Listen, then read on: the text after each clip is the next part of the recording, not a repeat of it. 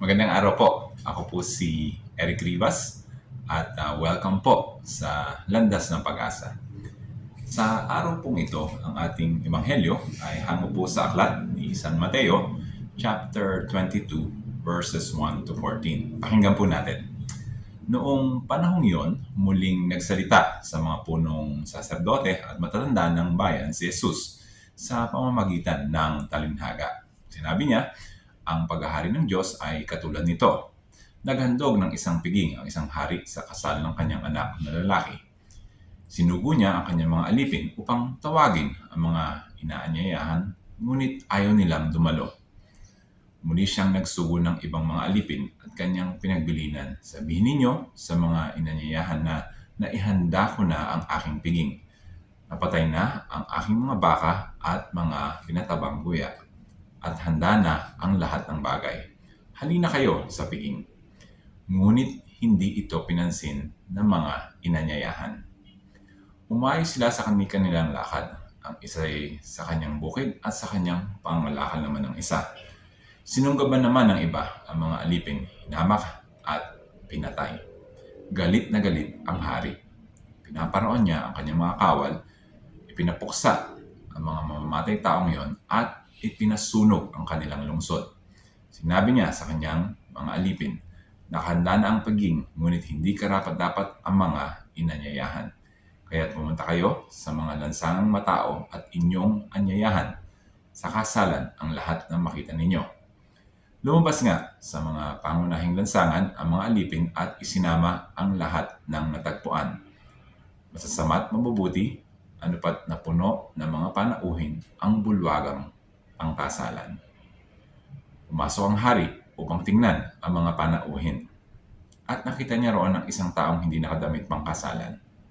Kaibigan, bakit ka pumasok dito ng hindi nakadamit pangkasalan? Tanong niya.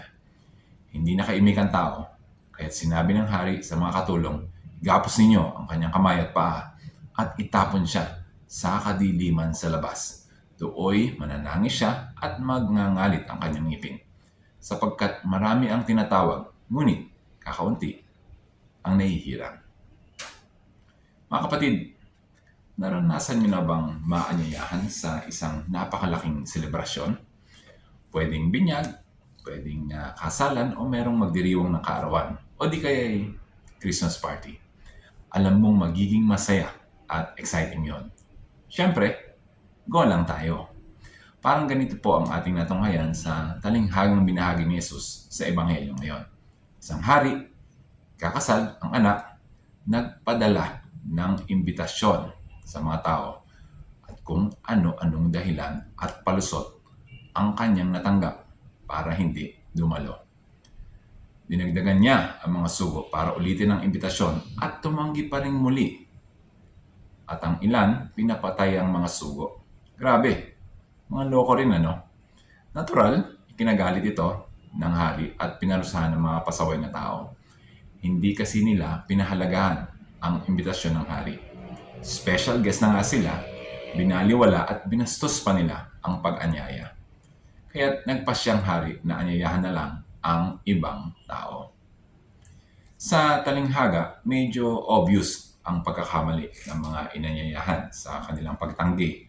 Ngunit sa ating buhay ngayon, may mga pagkakataon na tayo ay tumatanggap ng isang imbitasyon. Tayo ay inaanyayahan ng Panginoon na dumalo sa pagdiriwang sa kanyang kaharian. Wala akong panahon. Busy pa ako. Huwag niyo nga akong istorbohin. Mga dahilan, mga palusot upang tanggihan ang mahalagang imbitasyon. Ikaw kapatid, kung makatanggap ka ng isang imbitasyon, maanyayahan ka sa isang pagdiriwang na inihanda ng makapangyarihang hari. Isang selebrasyong sobrang bongga at tiyak mong pag pumunta o dumalo ka, siguradong maligayang maligaya ang iyong magiging karanasan. Tatanggapin mo ba o tatanggihan mo? Pag-isipan mo, pero huwag masyadong matagal ha. Kahit habang buhay yung pagdiriwang sa kaharian ng ating Ama, baka kasi sa ibang party ka mapunta. Mahirap na. Medyo mainit doon. mas maganda dito sa party ng ating Ama. At makikita nyo rin sa party si Jesus at lahat ng mga mabuti at banal na tao. At pag naispatan ka ni Jesus parang araw sa pagdiriwang na ito, tiyak ko, magugustuhan niya ang pagdating at pagdalo mo. Kung inyo pong nagustuhan ang maikling pagmumuni-muni na ito, paki-like and share po. Baka po makatulong sa inyong kakilala, kamag-anak o kasama sa hanapbuhay. Maraming salamat po. God bless.